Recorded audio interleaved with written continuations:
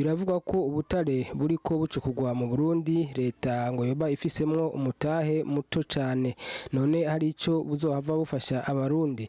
Umuvugizi w'ubushikiranganje bubijejwe umushinga ntahe Innocent Girukwishaka yagize ico abivugako.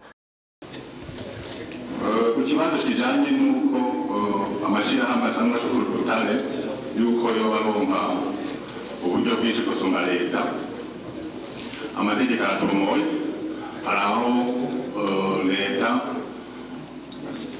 igice cayo kigenewe n'uwo asanzwe acukura ubutare nawe nyene asanzwe afise uburyo bwiwe.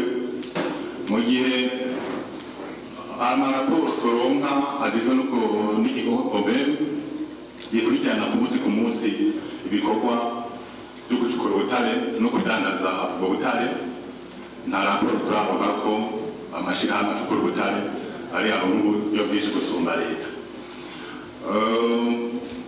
Mu basanzwe babudandaza cyangwa bakabucukura barafise aho babushora. Iyo babushoye rero amakori asanzwe agenewe leta aratangwa kuri kwamwe, kandi urugero bageze ko iyo bashoye baratahukana amafaranga y'agaciro mu gihe cya leta. Mu gihe naho kuba hibonekeza ko ahantu hariya ari umuntu yabanyuruza ubutunzi butegerejwe kwinjira mu gihe cya leta, nibaza ko amategeko atomoye. Mu gihe yofatwa azohanwa n'amategeko, nibaza ko byose bitomoye kujyamo. Naho ku kibuga c'indege ngo nta cuma kihari gisuzuma ivyo ingenzi zizanye. Aho naho umuvugizi wa OBR mushinga ntahe Stanley Ndakumana yatanze umuco. Ivyo vyose rero bikaba vyavuzwe mu kiganiro abavugizi ba leta y'u Burundi bahaye abarundi n'abamenyesha makuru mu mpera z'iyindwi iheze. Mu bisanzwe imbere y'ayo mezi makeya hariho ico cuma bita scanner. Mu bisanzwe ico cuma nticari ikigo OBR, cari cabo dusanzwe dukorana bajejwe iyindi mirimo mu kibuga c'indege. Hanyuma ico cuma baragikenereye iyindi mirimo na cane cane mu gisata c'abinjira, kuko mu gisata c'abasohoka bava mu Burundi nta ngorane n'imwe ihari.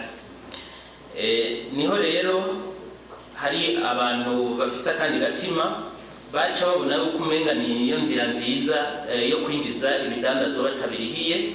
Aha novuga nti dukoresheje ibisata bijejwe kugendereza no gusuzuma, twasanze nkahajya mu gisagara hagati aho twita kuri Bata huzuye amatelefone na bimwe twita ama-accessoires yavyo, imashini nyabwonko n'ibindi vyuma bijanye utu twuma duto duto.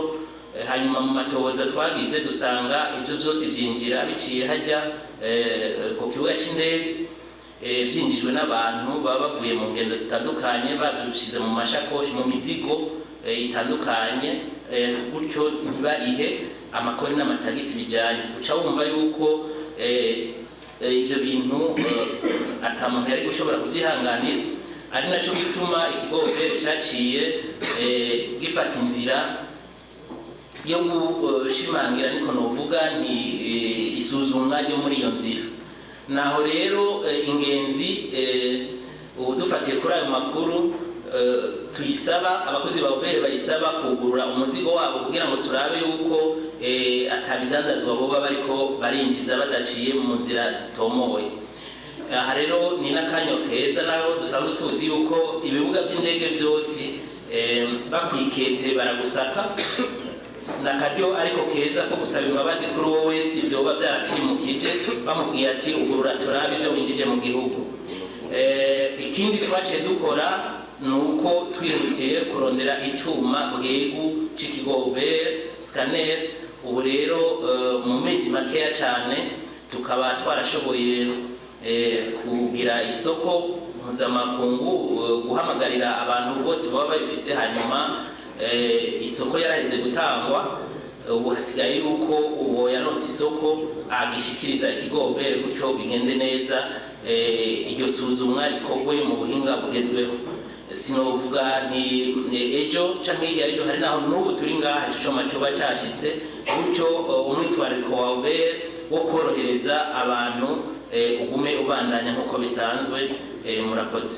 Urakoze nawe ugifite ijambo nyene. Abadandaza baridoga ko ubuya bariha amakora ahantu henshi, komine iratoza, obere igatoza. Mbega n'iryari abadandaza bazotanga amakori ahantu hamwe umudandaza akavuga ati ndahejeje? Nico kibazo duhura naco kuko mu ntumbero ya obere niyo kuguma tuganira n'abatanga kori, abadandaza batandukanye bari hagati mu gihugu n'abaza bava hanze bifuza kuzana imikaya yabo ngaha mu Burundi. Nivyo aha nico kibazo kugira ndagisigure neza no kwisunga amategeko ikigo obere cisunga mu gutoza amakori n'amatagisi.